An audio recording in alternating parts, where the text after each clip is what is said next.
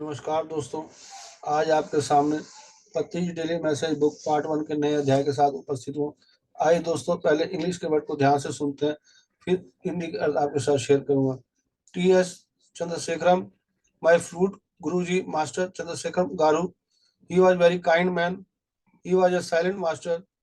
First time I saw him in Munda Market area in Secunderabad, where in very humble quarters he was living with family.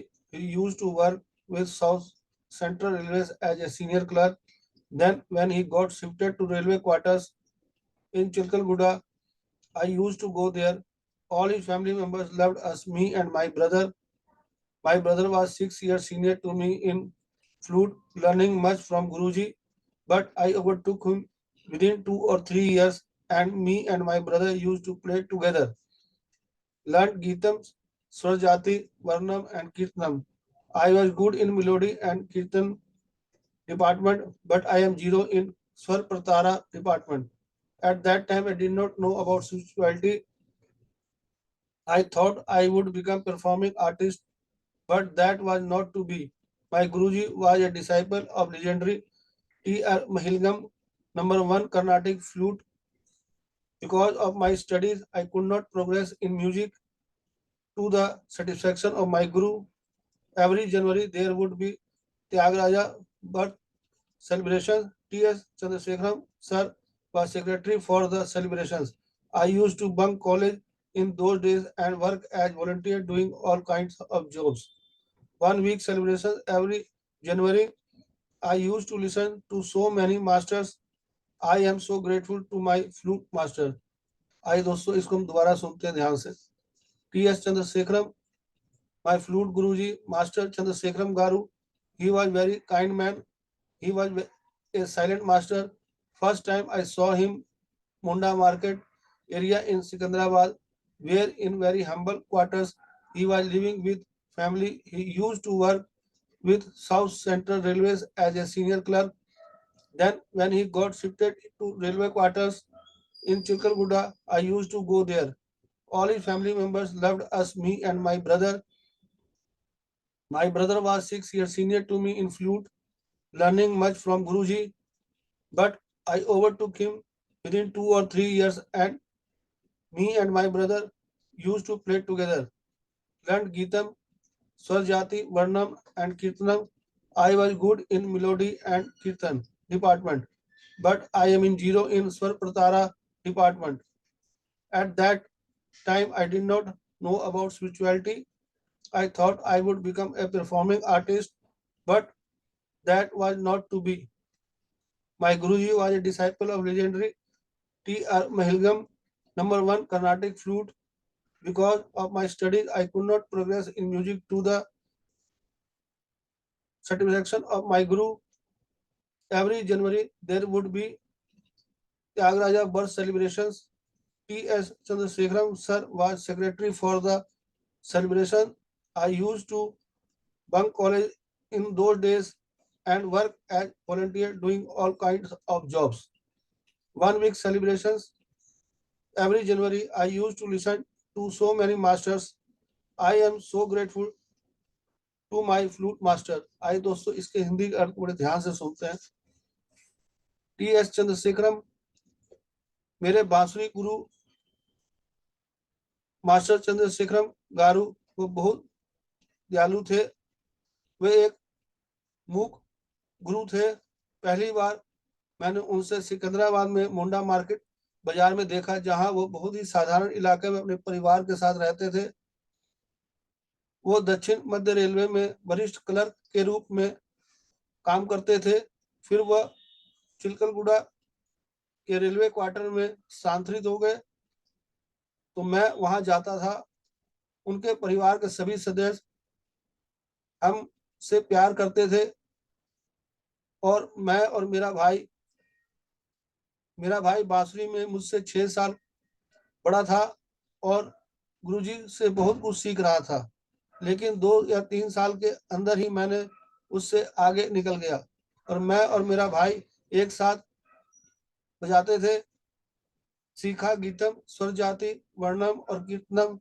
मैं सुर और कीर्तन विभाग में अच्छा था, लेकिन स्वर प्रतार विभाग में शून्य। उस समय मैं आध्यात्मिकता के बारे में नहीं जानता था। मैंने सोचा था एक बांसुरी परफॉर्मिंग आर्टिस्ट बनूंगा, लेकिन ऐसा नहीं हो सका। मेरे गुरु प्रसिद्ध टी.आर. महिलगम के शिष्य थे, जो कर्नाटक बांसुरी के में नंबर 1 थे। अपनी पढ़ाई के कारण मैं अपने गुरुजी की संतुष्टि के अनुसार संगीत में प्रगति नहीं कर सका। हर जनवरी में त्यागराज जन्म उत्सव होता था। टी.एस. चंद्रशेखरम सर समारोह के सचिव थे। मैं उन दिनों कॉलेज के बंक करके स्वयं सेवक के रूप में हर तरह की कार्य करता था। हर जनवरी में एक सप्ताह का उत्सव मैं बहुत सारे मास्टर्स को सुनता था। मैं अपने बांसुरी मास्टर का बहुत आभारी हूँ। आइए दोस्तों, यहाँ इसको हम दोबारा ध्यान से सुनते हैं। यहाँ पत्ती सर अपने बांसुरी गुरु जी के बारे में हमें बता रहे हैं। थोड़ा सा विस्तार में हम ध्यान से सुनते हैं। टी.एस. चंद्रशेखरम जो पत्ती सर के बांसुरी गुरु हैं, उनके बारे में बता रहे हैं। मेरे बांसुरी गुरु मास्टर चंद्रशेखरम गारू हैं। वो बहुत दयालु थे। वे एक गुरु थे, यानी शांत गुरु थे। पहली बार उन्हें सिकंदराबाद के मुंडा मार्केट में उन्हें देखा और उसी जगह अपने परिवार के साथ रहते थे। वो दक्षिण मध्य रेलवे में एक वरिष्ठ क्लर्क के रूप में कार्य करते थे। फिर वो चिलकुड़ा के रेलवे क्वार्टर में स्थानांतरित हो गए थे। उनके परिवार के सभी सदस्य उन्हें बहुत प्यार करते थे, पत्री सर को और उनके भाई को। उनके भाई जो उनसे बांसुरी जो सीख रहे थे, तो उनसे 6 साल ज्यादा उनसे सीख रहे थे। 6 साल पुराने उन्हें शिष्य थे। लेकिन पत्ती सर यहाँ बता रहे हैं कि 2 या 3 सालों के अंदर ही उनसे आगे निकल गए और उन्होंने जो सीखा उनसे गीतम, स्वर जाति, वर्णम और कीर्तन जो सुर है उनसे सीखा। यहाँ पत्ती सर बता रहे कि मैं सुर और कीर्तन विभाग में अच्छा था, लेकिन स्वर प्रतार विभाग में शून्य, मैंने उतना नहीं आता था। उस समय उन्हें आध्यात्मिकता के बारे में नहीं पता था। यहाँ पत्ती सर बता रहे हैं वो बांसुरी सीख रहे थे, उनके अंदर एक सोच थी कि वे परफॉर्मिंग आर्टिस्ट बनेंगे, लेकिन वो नहीं बन सके अपने पढ़ाई के कारण। और चंद्रशेखरम के जो गुरु थे, उनके भी गुरु जो टी.आर. महिलगम के शिष्य थे, इनके गुरु चंद्रशेखरम यहाँ पत्ती सर हमें बता रहे हैं। और अपने पढ़ाई के कारण अपने गुरु जी की संतुष्ट नहीं कर पाए, बांसुरी ज्यादा समय नहीं दे पाए। और यहाँ पत्ती सर हमें बता रहे हैं कि हर जनवरी को त्यागराज जन्म उत्सव होता था, जिसमें टी.एस. चंद्रशेखरम वहां सचिव होते थे। और उन दिनों कॉलेज को वो बंक मार के एक वॉलंटियर के रूप में वहां कार्य करते थे। हर जनवरी में एक सप्ताह का उत्सव होता था। वो बहुत सारे मास्टर के संगीत को सुनते थे और यहाँ अपने बांसुरी मास्टर के बहुत आभारी हैं। उस चीज को हमें बता रहे हैं।